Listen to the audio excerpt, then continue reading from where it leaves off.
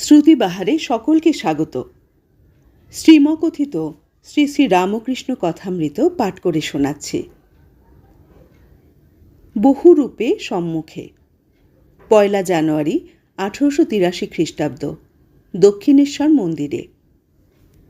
ঠাকুর শ্রী রামকৃষ্ণ কালীবাড়ির সেই পূর্ব পরিচিত ঘরে ভক্ত সঙ্গে বসে আছেন। নিশিদিন হরিপ্রেমে, মার প্রেমে মাতোয়ারা। মেঝেতে মাদুর পাতা, তিনি সেই মাদুরে এসে বসেছেন। সামনে প্রাণকৃষ্ণ ও মাস্টার। শ্রীযুক্ত রাখালও ঘরে আছেন। হাজরা মশাই ঘরের বাহিরে দক্ষিণ পূর্ব বারান্দায় বসে আছেন। শীতকাল, পৌষ মাস। ঠাকুরের গায়ে মোলেক্সিনের র্যাপার। সোমবার বেলা 8টা। অগ্রহায়ণ কৃষ্ণাষ্টমী। এখন অন্তরঙ্গ ভক্তগণ অনেকেই এসে ঠাকুরের সঙ্গে মিলিত হয়েছেন। প্রায় 1 বৎসরকাল নরেন্দ্র, রাখাল, ভবনাথ, বলরাম, মাস্টার, বাবুরাম, লাটু প্রমুখ সর্বদা আসা যাওয়া করছেন। তাদের বৎসরাধিক পূর্ব থেকে রাম, মনমোহন, সুরেন্দ্র, কেদার আসছেন। প্রায় 5 মাস হল ঠাকুর বিদ্যাসাগরের বাদুর বাগানের বাটিতে শুভাগমন করেছিলেন। 2 মাস হল শ্রীযুক্ত কেশব সেনের সঙ্গে বিজয়াদি ব্রাহ্মভক্ত সঙ্গে স্টিমারে আনন্দ করতে করতে কলকাতায় গিয়েছিলেন। প্রাণকৃষ্ণ মুখোপাধ্যায়। শ্রীযুক্ত প্রাণকৃষ্ণ মুখোপাধ্যায় কলকাতার শ্যামপুকুর পল্লীতে বাস করেন। তার আদি নিবাস জনাই গ্রামে। এক্সচেঞ্জ অফিসের বড়বাবু। নিলামের কাজ তদারক করেন। প্রথম পরিবারের সন্তান না হওয়াতে তার মত নিয়ে দ্বিতীয়বার বিবাহ করেছেন। তারই একটি পুত্র আছে। ঠাকুরকে প্রাণকৃষ্ণ বড় ভক্তি করেন। একটু স্থূলকায়, তাই ঠাকুর মাঝে মাঝে মোটা বামুন বলতেন। অতি সজ্জন ব্যক্তি। প্রায় 9 মাস হল ঠাকুর তার বাড়িতে ভক্ত সঙ্গে নিমন্ত্রণ গ্রহণ করেছিলেন। প্রাণকৃষ্ণ নানা ব্যঞ্জন ও মিষ্টান্নাদি করে অন্নভোগ দিয়েছিলেন। ঠাকুর মেঝেতে বসে আছেন।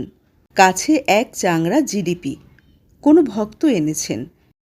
তিনি একটু জিলিপি খেলেন। শ্রীরামকৃষ্ণ বলছেন, দেখছ, আমি মায়ের নাম করি বলে এই সব জিনিস খেতে পাচ্ছি। কিন্তু তিনি লাউ কুমড়ো ফল দেন না, তিনি অমৃত ফল দেন, জ্ঞান, প্রেম, বিবেক, বৈরাগ্য। ঘরে একটি 6-7 বছরে ছেলে ঢুকল। ঠাকুর শ্রীরামকৃষ্ণের বালকাবস্থা। একজন ছেলে যেমন আরেকজন ছেলের কাছ থেকে খাবার লুকিয়ে রাখে, পাছে সে খেয়ে ফেলে, ঠাকুরেরও ঠিক সেই অপূর্ব বালকবৎ অবস্থা। তিনি জিলিপি চাংড়াটি হাত ঢাকা দিয়ে লুকোচ্ছেন। ক্রমে তিনি চাংড়াটি এক পার্শ্বে সরিয়ে দিলেন। প্রাণকৃষ্ণ গৃহস্থ বটে, কিন্তু তিনি বেদান্ত চর্চা করেন। বলেন, ব্রহ্ম সত্য, জগৎ মিথ্যা, তিনিই আমি, সোহং। ঠাকুর তাকে বলেন, কলিতে অন্নগত প্রাণ, কলিতে নারদীয় ভক্তি। সে যে ভাবের বিষয়, ভাব ছাড়া অভাবে কে ধরতে পারে? বালকের মতো হাত ঢেকে মিষ্টান্ন লুকোতে লুকোতে ঠাকুর সমাধিস্থ হলেন। ভাবরাজ্য ও রূপ দর্শন, গৌরাঙ্গ দর্শন, রতির মার বেশে মা। ঠাকুর সমাধিস্থ, অনেকক্ষণ ভাবাবিষ্ট হয়ে বসে আছেন। দেহ নড়ছে না, চক্ষু স্পন্দহীন, নিঃশ্বাস পড়ছে কিনা বোঝা যায় না। অনেকক্ষণ পরে দীর্ঘ নিঃশ্বাস ফেললেন, যেন ইন্দ্রিয়ের রাজ্যে আবার ফিরে আসছেন। শ্রীরামকৃষ্ণ প্রাণকৃষ্ণের প্রতি বলছেন, তিনি শুধু নিরাকার নন, তিনি আবার সাকার। তার রূপ দর্শন করা যায়। ভাব ভক্তি দিয়ে তার সেই অতুলনীয় রূপ দর্শন করা যায়। মা নানা রূপে দর্শন দেন। কাল মাকে দেখলাম, গেরুয়া জামা পরা, মুড়ি সেলাই নেই, আমার সঙ্গে কথা করছেন। আরেক দিন মুসলমানের মেয়ে রূপে আমার কাছে এসেছিলেন, মাথায় তিলক, কিন্তু দিগম্বরী।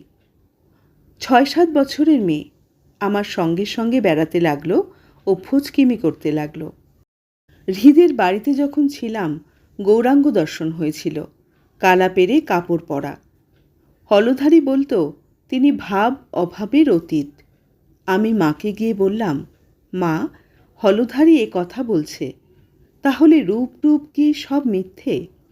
মা রতির মার বেশে আমার কাছে এসে বললে, তুই ভাবেই থাক। আমিও হলধারীকে তাই বললাম।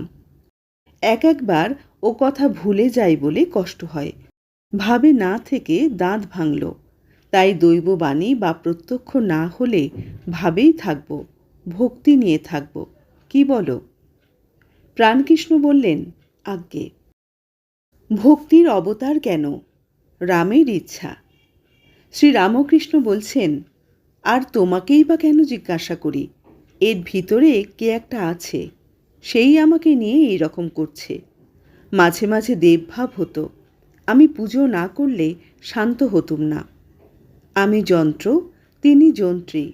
তিনি যেমন করান তেমনি করি, যেমন বলান তেমনি বলি। ঝড়ের এঁটো পাতা কখনো উড়ে ভালো জায়গায় গিয়ে পড়ল, কখনো বা নর্দমায় গিয়ে পড়ল। ঝড় যেদিকে নিয়ে যায়। তাঁতি বললে, রামের ইচ্ছায় ডাকাতি হলো, রামের ইচ্ছায় আমাকে পুলিশ ধরলে, আবার রামের ইচ্ছায় ছেড়ে দিলে। হনুমান বলেছিল, হে রাম, শরণাগত শরণাগত। সেই আশীর্বাদ করো যেন তোমার পাদপদ্মে শুদ্ধা ভক্তি হয়, আর যেন তোমার ভুবনমোহিনী মায়ায় মুগ্ধ না হই। কোলাব্যাং মুমূর্ষ অবস্থায় বললে, রাম, যখন সাপে ধরে তখন রাম রক্ষা করো বলে চিৎকার করি, কিন্তু এখন রামের ধনুক বিধে মরে যাচ্ছি, তাই চুপ করে আছি। আগে প্রত্যক্ষ দর্শন হতো, এই চোখ দিয়ে যেমন তোমায় দেখছি। এখন ভাবাবস্থায় দর্শন হয়। ঈশ্বর লাভ হলে বালকের স্বভাব হয়, যে যাকে চিন্তা করে তার সত্তা পায়। ঈশ্বরের স্বভাব বালকের মতো। বালক যেমন খেলাঘর করে, ভাঙে গড়ে, তিনিও তেমনি সৃষ্টি স্থিতি প্রলয় করছেন। বালক যেমন কোনো গুণের বশ নয়, তিনিও তেমনি সত্ত্ব রজ তম 3 গুণের অতীত। তাই পরমহংসেরা 10-5 জন বালক সঙ্গে রাখে, স্বভাব আরোপের জন্য। প্রকৃতি ভাব ও কাম জয়, সরলতা ও ঈশ্বর লাভ। আগুরপাড়া থেকে একটি 20-22 বছরের ছোকরা এসেছেন। ছেলেটি যখন আসেন ঠাকুরকে ইশারা করে নির্জনে নিয়ে যান ও চুপি চুপি মনের কথা বলেন। তিনি নতুন যাতায়াত করছেন। আজ ছেলেটি কাছে এসে মেঝেতে বসেছেন। শ্রীরামকৃষ্ণ ছেলেটির প্রতি বলছেন, আরোপ করলে ভাব বদলে যায়। প্রকৃতিভাব আরোপ করলে ক্রমে কামাদি রিপু নষ্ট হয়ে যায়, ঠিক মেয়েদের মতন ব্যবহার হয়ে দাঁড়ায়। যাত্রাতে যারা মেয়ে সাজে তাদের নাইবার সময় দেখেছি মেয়েদের মতো দাঁত মাজে কথা বলে। তুমি একদিন শনি মঙ্গলবারে এসো। ব্রহ্ম ও শক্তি অভেদ। শক্তি না মানলে জগৎ মিথ্যে হয়ে যায়। আমি, তুমি, ঘরবাড়ি, পরিবার সব মিথ্যে। ওই আদ্যাশক্তি আছেন বলে জগৎ দাঁড়িয়ে আছে। কাঠামোর খুঁটি না থাকলে কাঠামোই হয় না। সুন্দর দুর্গা ঠাকুর প্রতিমাও হয় না। বিষয় বুদ্ধি ত্যাগ না করলে চৈতন্যই হয় না, ভগবান লাভ হয় না। বিষয় বুদ্ধি থাকলেই কপটতা হয়, সরল না হলে তাকে পাওয়া যায় না। যারা বিষয়কর্ম করে, অফিসের কাজ কি ব্যবসা, তাদেরও সত্যিতে থাকা উচিত। সত্য কথা কলির তপস্যা। শ্রীরামকৃষ্ণের যশোদার ভাব ও সমাধি। ঠাকুর ছোট খাটটির উপর গিয়ে নিজের আসনে বসেছেন, সর্বদাই ভাবে পূর্ণ। ভাবচক্ষে রাখালকে দর্শন করছেন। রাখালকে দেখতে দেখতে বাৎসল্য রসে আপ্লুত হলেন, অঙ্গে পুলক হচ্ছে। এই চোখে কি যশোদামা গোপালকে দেখতেন? দেখতে দেখতে আবার ঠাকুর সমাধিস্থ হলেন। ঘরের ভিতরে ভক্তেরা অবাক ও নিষ্পন্দ হয়ে ঠাকুর শ্রীরামকৃষ্ণের এই অদ্ভুত ভাবাবস্থা দর্শন করছেন। সমাধির পর ঠিক ব্রহ্মজ্ঞানের অবস্থা, বিচার ও আসক্তি ত্যাগ। শ্রীরামকৃষ্ণ বলছেন, রাখালকে দেখে উদ্দীপন কেন হয়? যত এগিয়ে যাবে ততই ঐশ্বর্যের ভাগ কম পড়ে যাবে। সাধকের প্রথম দর্শন হয় দশভুজা ঈশ্বরী মূর্তি। সেই মূর্তিতে ঐশ্বর্যের বেশি প্রকাশ। তারপর দর্শন দ্বিভুজা, তখন 10 হাত নেই, অত অস্ত্রশস্ত্রও নেই।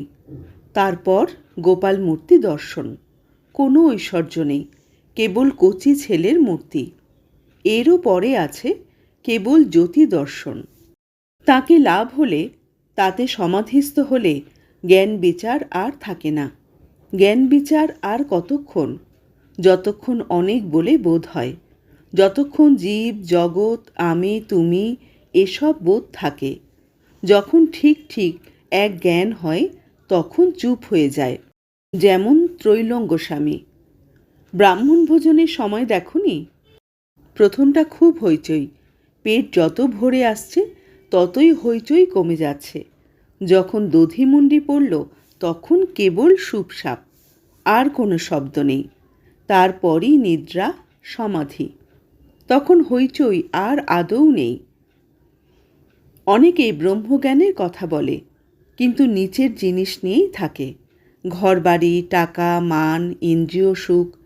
মনুমেন্টের নিচে যতক্ষণ থাকা ততক্ষণ গাড়ি ঘোড়া সাহেব মেম এইসব দেখা যায়। উপরে উঠলে কেবল আকাশ সমুদ্র ধুধু করছে। বাড়ি ঘোড়া গাড়ি মানুষ এসব আর ভালো লাগে না, এসব পিঁপড়ের মতো দেখায়। ব্রহ্মজ্ঞান হলে সংসারাসক্তি কামিনী কাঞ্চনে উৎসাহ সব চলে যায়, সব শান্তি হয়ে যায়। কাঠ পোড়বার সময় অনেক পরপর শব্দ আর আগুনের ঝাঁঝ। যখন সব শেষ হয়ে গেল, ছাই পড়ল, তখন আর শব্দ থাকে না। আসক্তি গেলেই উৎসাহ যায়, শেষে শান্তি। ঈশ্বরের যত নিকটে এগিয়ে যাবে ততই শান্তি। শান্তি শান্তি শান্তি প্রশান্তি। গঙ্গার যত নিকটে যাবে ততই শীতল বোধ হবে। স্নান করলে আরও শান্তি। তবে জীবজগৎ চতুর্বিংশতি তত্ত্ব এসব তিনি আছেন বলে সব আছে, তাকে বাদ দিলে কিছুই থাকে না। একের পিঠে অনেক শূন্য দিলে সংখ্যা বেড়ে যায়, এককে মুছে ফেললে শূন্যের কোনো পদার্থ থাকে না। আজ এই পর্যন্তই। পরের পর্ব নিয়ে খুব তাড়াতাড়ি ফিরে আসব। ভালো থাকবেন সবাই।